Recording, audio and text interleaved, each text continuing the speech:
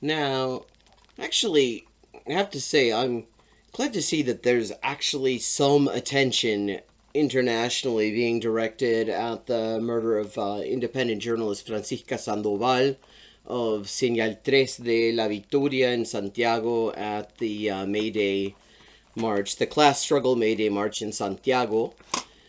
It's I have to say it's a little bit fucked up that the only time it seems that anyone actually pays attention to what's going on there in the media is either when somebody's getting elected or much more rarely when somebody's getting shot.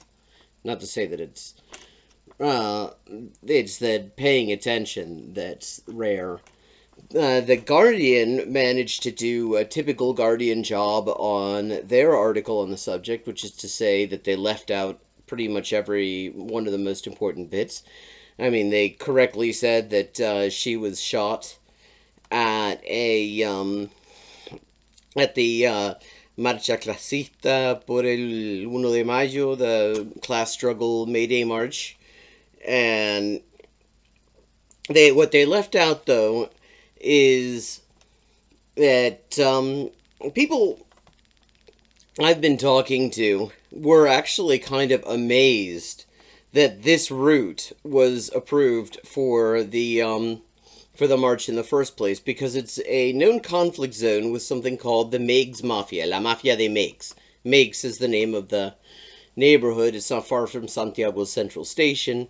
And this mafia, it's a very squalid affair that is basically standover men who are shaking down street vendors, and they're also a little bit involved in guns and drugs. And as a result, they have pretty good relations with the military police. And that is important here because immediately before the shooting started on the 1st of May,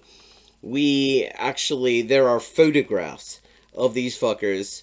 Like faces completely covered, weapons, firearms totally visible from a distance, chatting with the military police. In fact, the military police totally had the area surrounded. They were attacking the march because that's just what they do. They attack the marches. Except for when it's fascist marching, they leave those alone. But everybody else who marches, the fucking military police attack them. That has not in any way changed under the supposedly leftist rule of Gabriel Boric. And it's worth keeping in mind that this is the National Military Police, and he can give them orders. He and Home Secretary Iquiasiches can give them orders. So these shooters were on film talking with the military police, having a nice little chat right before they started shooting. The military police did absolutely nothing to apprehend them. And what did they put about in the media in Chile immediately? Well, the first thing I saw is street vendors did the shooting. And then there was a lot of focus on the fact that some of them are possibly Colombian and Venezuelan, which comes into this in a way that, they're doing that in order to just sort of stir up anti-immigrant shit. But there is a whole other dimension to all of this. Because one of the things that Piñera did in the middle of, when the uprising was really, really gaining steam and everything like that. And as he was mass deporting Haitian refugees back to Haiti, calling it humanitarian return, was he brought in a whole bunch of fascists from Colombia and Venezuela. And unlike pretty much the whole rest, pretty much any other immigrant community in Chile, who they were out there risking their asses in the streets with everybody else for the most part. These Venezuelans and Colombians who were brought in were very strongly right wing, openly celebrated Pinochet, joined in with the police in attacking the protests and stuff like that, and immediately got hooked up with the mafia de Meigs.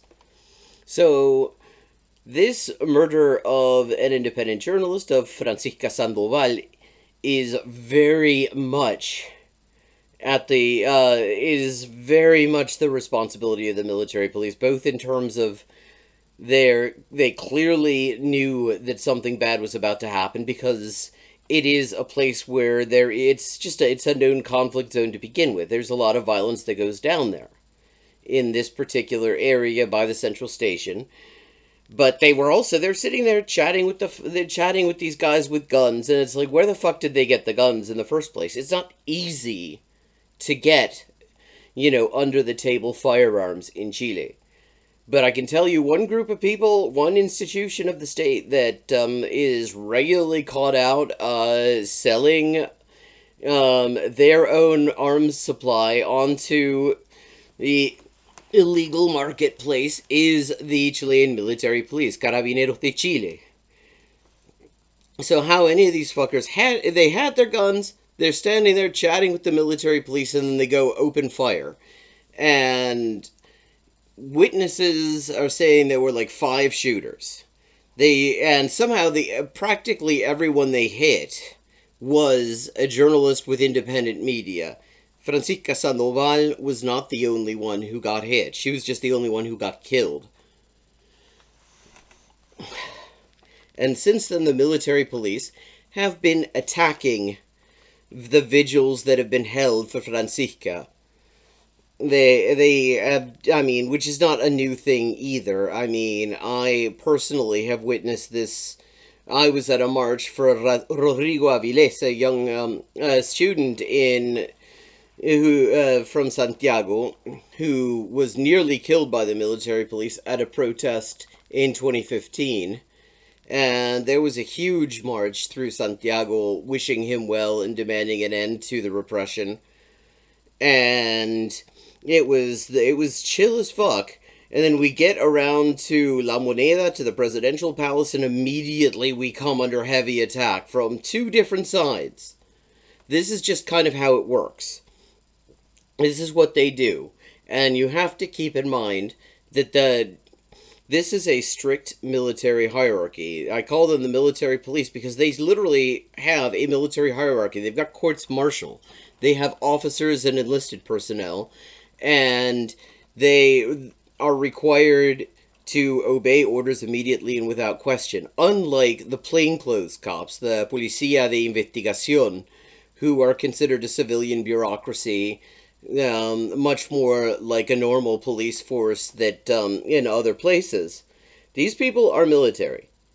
And if they got the order, if the Director General, Yanez, who is the same one who was committing major atrocities under Piñera, the last president, got the order to stand these fuckers down, have them go back to the station and leave these vigils and protests alone, they would be required to give immediate compliance to that. And Boric is in a position to give that order. He has the legal authority to tell them to stand the fuck down and just get the fuck out of there and let people grieve and protest in peace. And he doesn't do it. And it sort of fired up a debate that's been coming up for a very long time in Chile, which is, do these people take orders, or are they actually the power behind the throne in the first place, and the official, shopfront government, La Moneda, the president, the rest of them, just don't dare actually contradict them. And Boric could actually give us some serious clarity on that pretty quickly.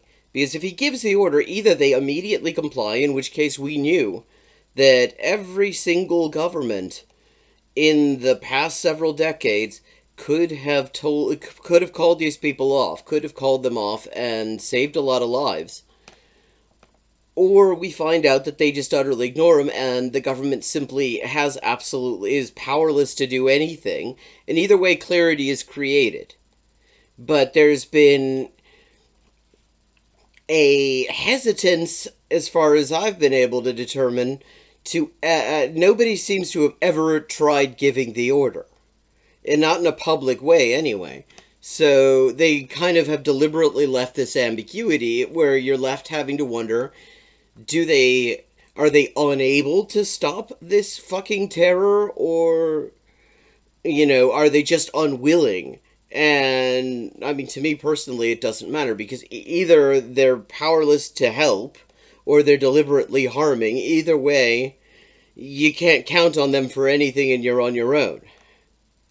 Which is kind of the default. I mean, that's kind of where people are to a great extent anyway. It's why, the elections get boycotted. It's why nobody really believes in the outcome of this fake ass constitutional convention with all of its restrictions and its manipulated composition and all this sort of things.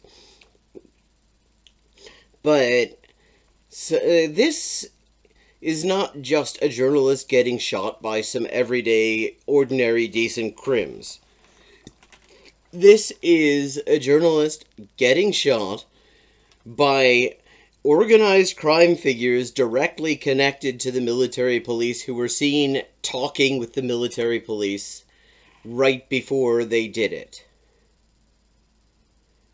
The military police are in this up to their necks. Están metido en esto hasta el cogote, as one would say in Chile. And we need to be paying close attention. I mean, I have a lot of friends there who they've been around the block. They've been in the struggle for a fairly long time, a lot of them.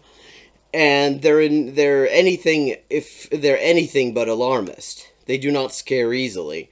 And what I keep on hearing over and over again is that they're fucking scared. They say it hasn't gotten any better since Boric took over, that there's some signs it's actually getting worse, and people who don't scare easily are afraid of this.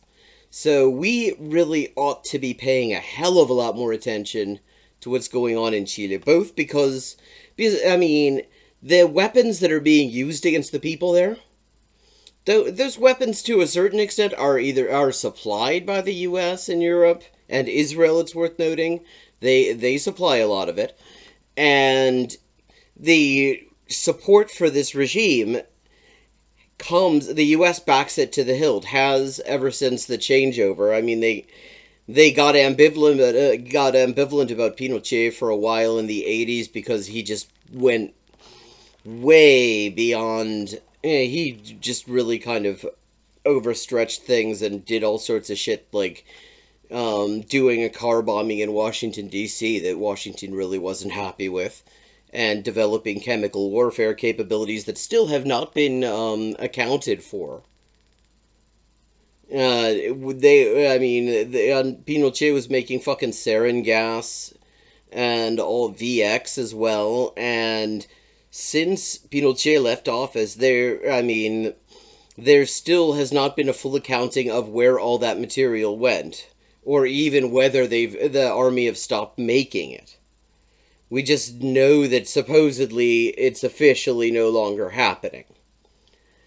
And so the U.S. has backed, ever since the plebiscite, the referendum to get rid of Pinochet, they have backed this government to the hilt, and they're backing Boric to the hilt.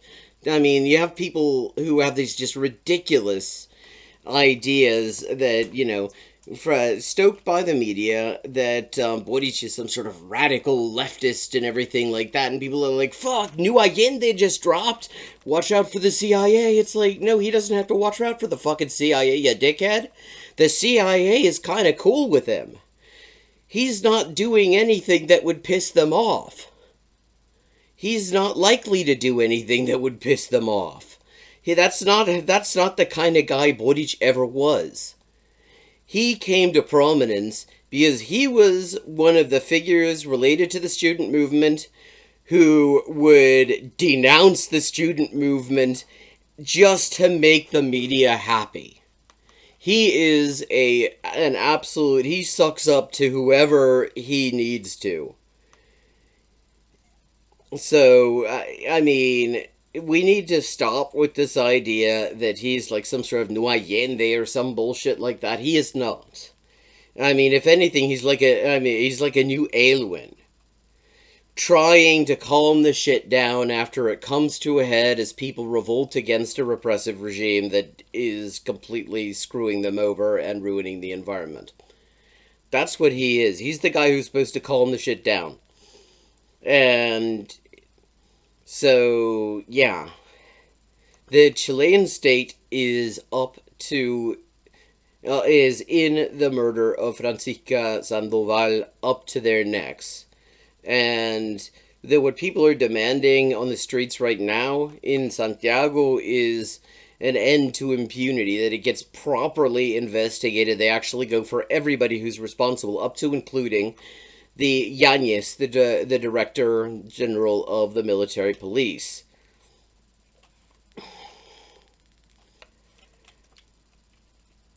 So, yeah, pay more attention. There's some people that I would very much suggest you follow. I'm going to just put their names in chat. There's Prensa, the one that has the word, I don't forget, there's a number and then seguidores, because there's a fake one in the name. There's Prensa Opal, Resumen, Radio Guillotina, C, el 3, La Victoria,